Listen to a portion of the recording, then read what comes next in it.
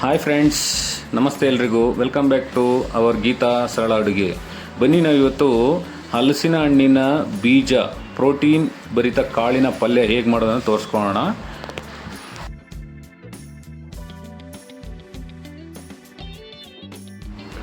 ಬೇಕಾಗುವ ಸಾಮಗ್ರಿಗಳು: ನಾವಿಲ್ಲಿ ಅರ್ಧ kg ಹಲಸಿನ ಹಣ್ಣಿನ ಬೀಜ ತಗೊಂಡಿದ್ದೀವಿ, ಮತ್ತು 1/4 kg ಹೆಸರುಕಾಳು, ಹುಳಿಕಾಳು, ಕಡಲೆಕಾಳನ್ನ ಮೊಳಕೆ ನೆನೆಸ್ಬಿಟ್ಟು ಮೊಳಕೆ ಬರೆಸಿದ್ದೀವಿ. ಒಂದು ದೊಡ್ಡ ಗಾತ್ರದ ಈರುಳ್ಳಿ ಕಟ್ ಮಾಡಿ ಇಟ್ಕೊಂಡಿದ್ದೀವಿ. ಒಂದು ಟೊಮೊಟೊ, 5ರಿಂದ 6 ಮೆಣಸಿನ್ಕಾಯಿ ಕಟ್ ಮಾಡಿ ಇಟ್ಕೊಂಡಿದ್ದೀವಿ. ಒಂದು ನಿಂಬೆಹಣ್ಣಿನ ಗಾತ್ರದಷ್ಟು ಹುಣಸೆಹಣ್ಣನ್ನು ನೆನೆಸಿಟ್ಕೊಂಡಿದ್ದೀವಿ.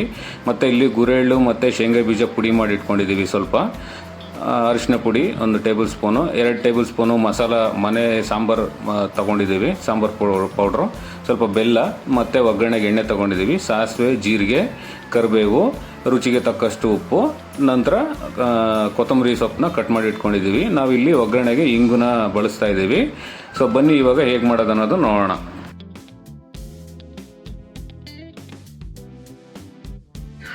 ಮೊದಲಿಗೆ ನಾವಿಲ್ಲಿ ಕುಕ್ಕರ್ಗೆ ಎಣ್ಣೆ ಹಾಕಿ ಬಿಸಿ ಮಾಡ್ತಾ ಇದ್ದೀವಿ. ಒಗ್ಗರಣೆಗೆ ಹಾಕೋಣ. ಫಸ್ಟ್ ನಾವು ಸಾಸಿವೆ, ಜೀರಿಗೆ, ಎಣ್ಣೆ ಕಾದಿದೆ, ಸಾಸಿವೆ ಜೀರಿಗೆ ಹಾಕೋಣ. ನಂತರ ಕರಿಬೇವು ನೋಡಿ, ಈ ರೀತಿ ಚಟಪಟ ಅನ್ನಬೇಕು ಸಾಸಿವೆ ಜೀರಿಗೆ. ನಂತರ ನಾವಿಲ್ಲಿ ಸ್ವಲ್ಪ ಇಂಗನ್ನ ಹಾಕ್ಕೊಳ್ತಾ ಇದ್ದೀವಿ ಮುಂಚೆನೇ ಒಗ್ಗರಣೆ ಟೈಮಲ್ಲೇ. ನಂತರ ಈರುಳ್ಳಿ, ಹಚ್ಚಿಟ್ಕೊಂಡಿರೋಂಥ ಈರುಳ್ಳಿನ ಹಾಕ್ತಾಯಿದ್ದೀವಿ. ನೋಡಿ, ಈರುಳ್ಳಿನ ಸ್ವಲ್ಪ ಬಾಡಿಸ್ಕೋಬೇಕು, ಸ್ವಲ್ಪ ಬ್ರೌನಿಷ್ ಕಲರ್ಗೆ ಬಣ್ಣ ಬದಲಾಯಿಸೋವರೆಗೂ ನಾವು ಫ್ರೈ ಮಾಡ್ಕೋಬೇಕು. ಬನ್ನಿ, ನಂತರ ಇಲ್ಲಿ ಹಸಿ ಮೆಣಸಿನ್ಕಾಯಿ ಹಾಕ್ಕೊಳ್ತಾ ಇದ್ದೀವಿ. ನೋಡಿ, ಹಸಿ ಮೆಣಸಿನ್ಕಾಯಿ ಹಾಕ್ಕೊಂಡ್ಮೇಲೆ ಬಾಡಿಸ್ಕೊಂಡ್ಮೇಲೆ ಈ ರೀತಿ ಅರಿಶಿನೂ ಹಾಕ್ಕೊಂಡು ಸ್ವಲ್ಪ ಬಾಡಿಸ್ಕೋಬೇಕು. ಇವಾಗ ನಾವು ಇಲ್ಲಿ ಟೊಮೊಟೊ ಹಚ್ಚಿಟ್ಕೊಂಡಿಲ್ಲ, ಅವನು ಸೇರಿಸ್ಕೊಳ್ತಾ ಇದ್ದೀವಿ. ನೋಡಿ, ರುಚಿಗೆ ತಕ್ಕಷ್ಟು ಉಪ್ಪು ಹಾಕ್ಕೊಂಡ್ಮೇಲೆ ನೀಟಾಗಿ ಈ ರೀತಿ ಬಾಡಿಸ್ಕೋಬೇಕು.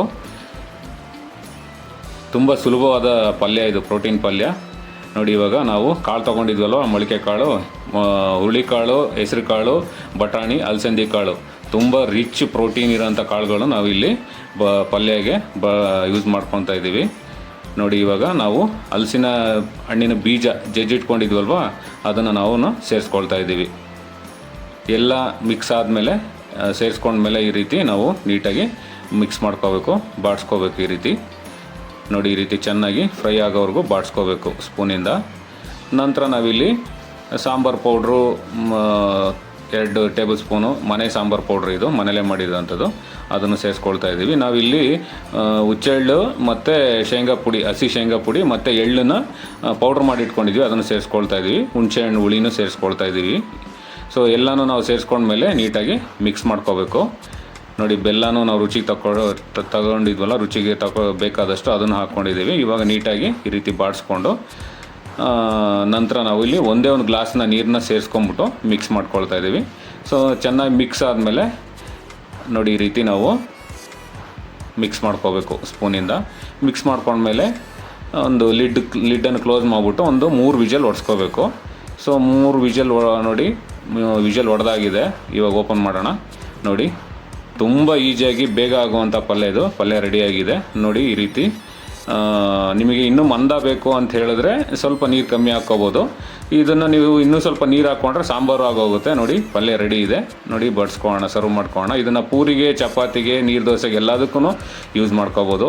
ನೋಡಿ, ಈ ವಿಡಿಯೋ ಇಷ್ಟ ಆದರೆ ನೀವು ಮಾಡಿ ನೋಡಿ, ತಿಂದು ಕಮೆಂಟ್ ಬಾಕ್ಸಲ್ಲಿ ತಿಳಿಸಿ ಹೇಗಿದೆ ಅಂತ. ಹಾಗೆ ಲೈಕ್ ಮಾಡಿ, ಶೇರ್ ಮಾಡಿ, ಸಬ್ಸ್ಕ್ರೈಬ್ ಮಾಡಿ, ನಮ್ಮ ಚಾನಲ್ನ ಹೀಗೆ ಸಪೋರ್ಟ್ ಮಾಡ್ತಾಯಿರಿ. ಧನ್ಯವಾದಗಳು. ನಮಸ್ತೆ.